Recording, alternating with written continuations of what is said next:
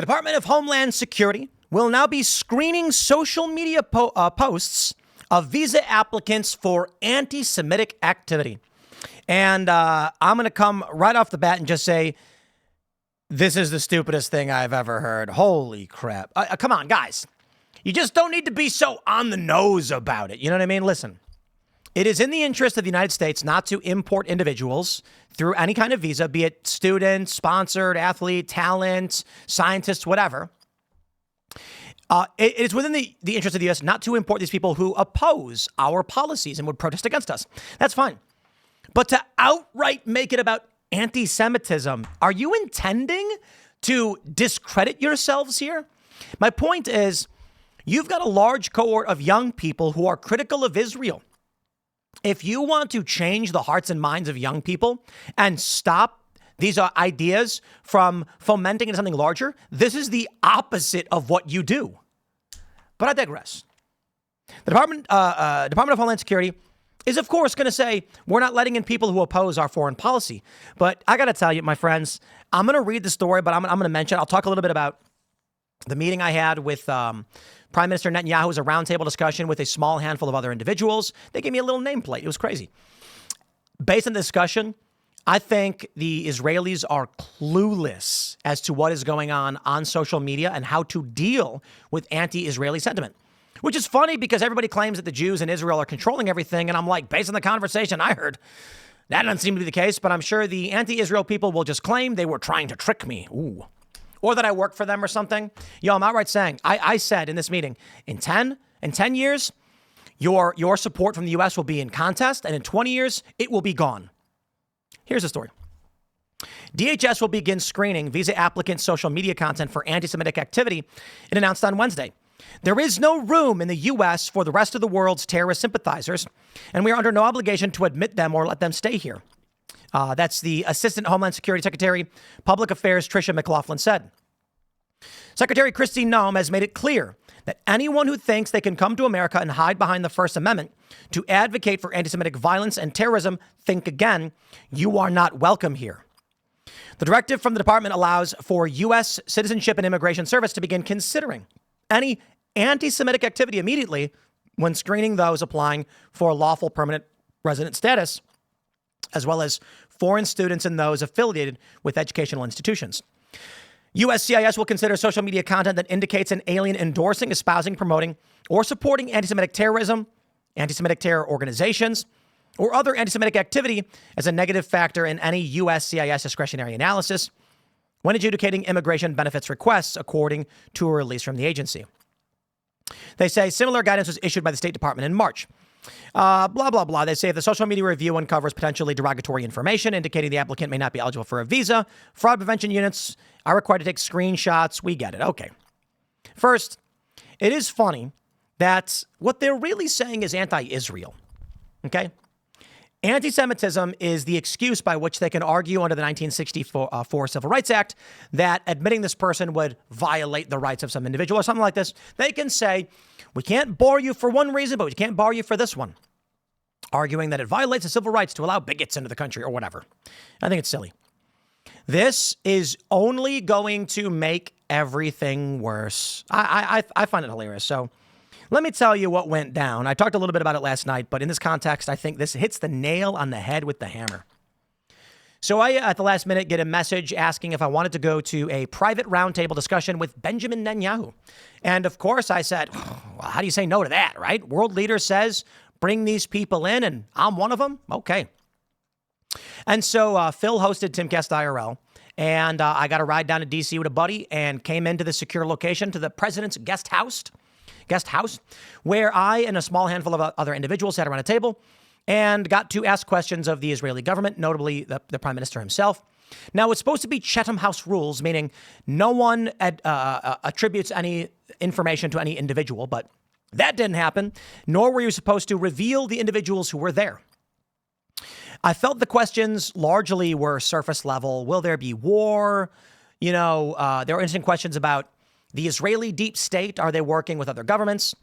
And we heard from the Israelis concerns about, my takeaway from it was elitist forces, I don't say anti-democratic, but elitist forces, monarchist type, it's not really monarchy, but concerns about how there are, what I think it's fair to say, globalists maybe, individuals who believe they're smarter and better than you and should be in control of everything.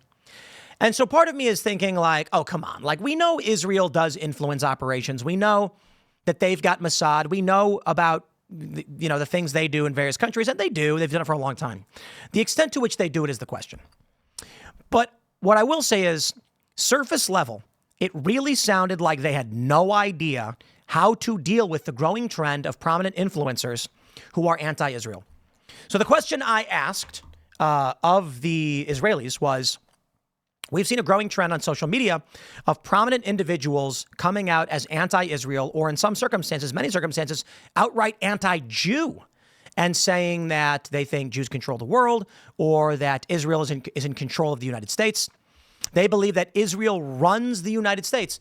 Now, there's been an allegation that Qatar has been funding bot accounts to prop these channels up, creating the appearance that they're more successful than they are, or to trick them into producing more of this content. Is there any evidence or any proof that those allegations are true? That's effectively the question I asked. I did not say Qatar is doing this thing. Oh, geez. I said it is that there are prominent individuals who have become anti-Israel and anti-Jew outright. There is an allegation that we've seen pop up alleging the Qataris are funding bot accounts that go onto people's profiles and give them likes and views and comments to make it appear that they get more engagement when they criticize Israel, or to criticize them if they don't. That's an allegation. They had no proof. I said, okay, but we've seen it across the board on X where people are claiming this. Now, my view is largely that there is a large cohort of people who dislike Israel, as they're allowed to, and they watch content that criticizes Israel, indeed. And there's a large cohort of people who have Israel derangement syndrome, as I call it, meaning the same phenomenon that I experience when I say something to a boomer lib, and I say, like, Trump never said that. They go, you're wrong, and they start freaking out. It's the same exact reaction when it comes to issues like Israel. And you need only look at my comments or whatever, or the comments of other people to see that it's legit. Come on. These are either not real people or they're insane. Now, I don't know if anyone's funding it. I don't know if it's Qatar doing it, but it could be the CIA. It could be the U.S.